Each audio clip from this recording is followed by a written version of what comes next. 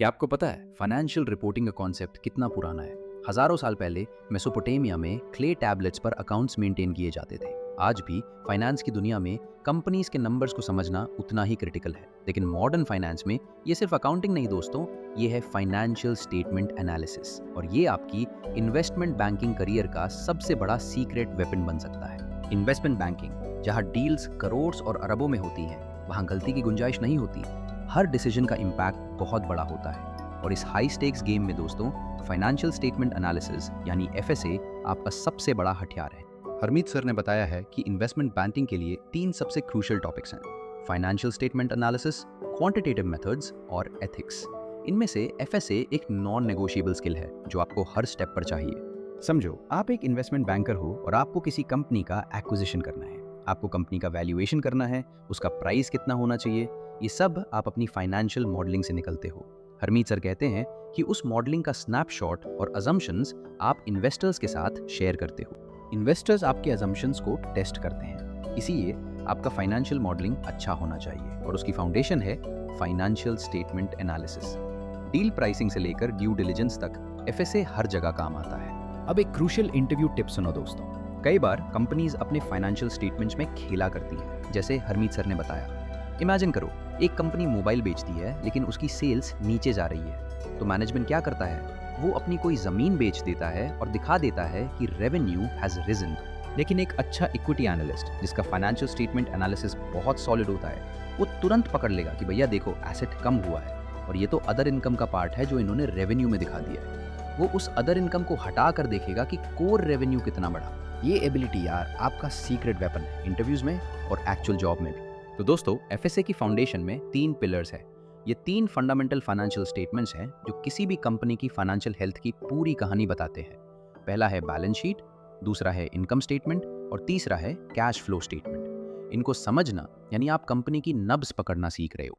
Balance sheet, जैसे नाम ही बता रहा है, कंपनी की फाइनेंशियल पोजीशन का एक स्नैपशॉट है एक पर्टिकुलर पॉइंट इन टाइम पर। यह बताता है कि कंपनी के पास कितने एसेट्स हैं, कितनी लाइबिलिटीज हैं और कितनी इक्विटी है। इसका बेसिक इक्वेशन है assets is equal to liabilities plus equity. इसको समझना दोस्तों बहुत जरूरी है। इनकम स्टेटमेंट यानी प्रॉफिट एंड लॉस स्टेटमेंट बताता है कि एक स्पेसिफिक पीरियड में कंपनी ने कितना प्रॉफिट या लॉस कमाया। ये दिखाता है कि कंपनी ने कितना रेवेन्यू जनरेट किया, उसके कितने एक्सपेंसेस हुए और फाइनल नेट इनकम कितनी बची। इसका सिंपल फॉर्मूला है revenue minus expenses is equal to net income. इससे कंपनी की ऑपरेशनल एफिशिएंसी का पता चलता है। और कैश फ्लो स्टेटमेंट दोस्तों, ये सबसे इंपॉर्टेंट है लिक्विडिटी और सॉल्वेंसी के लिए, क्योंकि कैश ही किंग है। ये दिखाता है कि कंपनी के पास कैश कहाँ से आया और कहाँ गया। इसमें 3 मेन एक्टिविटीज होती हैं: ऑपरेटिंग एक्टिविटीज, इन्वेस्टिंग एक्टिविटीज और फाइनेंसिंग एक्टिविटीज। अगर कंपनी के पास कैश नहीं है तो उसका चलना बहुत मुश्किल हो जाएगा, या उसको शॉर्ट टर्म लोन्स लेने पड़ेंगे जिसके अगेंस्ट इंटरेस्ट पे करना पड़ेगा, जो उसके पीएनएल के लिए अच्छा नहीं है। इमेजिन करो, ये तीनों स्टेटमेंट्स एक कंपनी की हेल्थ रिपोर्ट के अलग अलग सेक्शंस हैं। बैलेंस शीट एक एक्सरे है जो उसकी बोन स्ट्रक्चर दिखाता है। इनकम स्टेटमेंट एक ब्लड टेस्ट है जो उसकी एनर्जी लेवल्स और मेटाबॉलिज्म बताता है। और कैश फ्लो स्टेटमेंट एक ईसीजी है जो उसके दिल की धड़कन यानी कैश फ्लो को मॉनिटर करता है। इन सबको साथ में पढ़कर ही आप कंपनी की पूरी कहानी समझ सकते हो। सीएफए करिकुलम में भी दोस्तों फाइनेंशियल स्टेटमेंट एनालिसिस काफी विशाल टॉपिक है।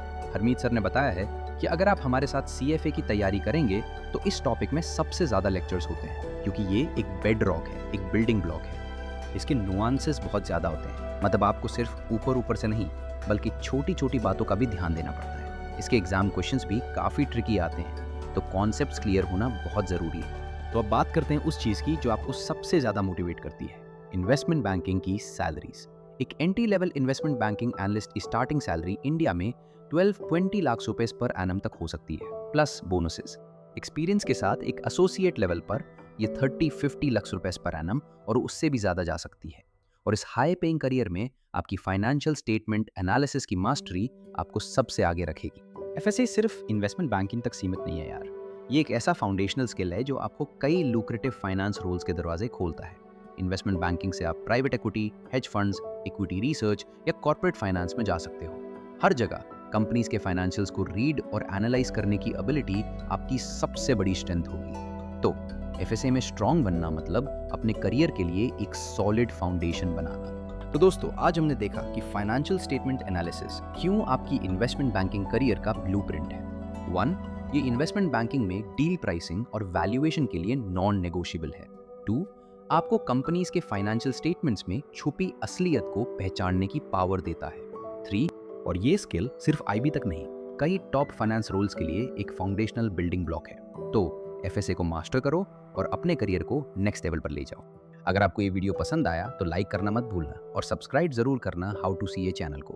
बेल आइकन भी दबाओ ताकि कोई भी इंपॉर्टेंट वीडियो मिस ना हो। कमेंट्स में बताओ कि आपको और कौन से सीएफए कॉन्सेप्ट्स पर वीडियोस चाहिए।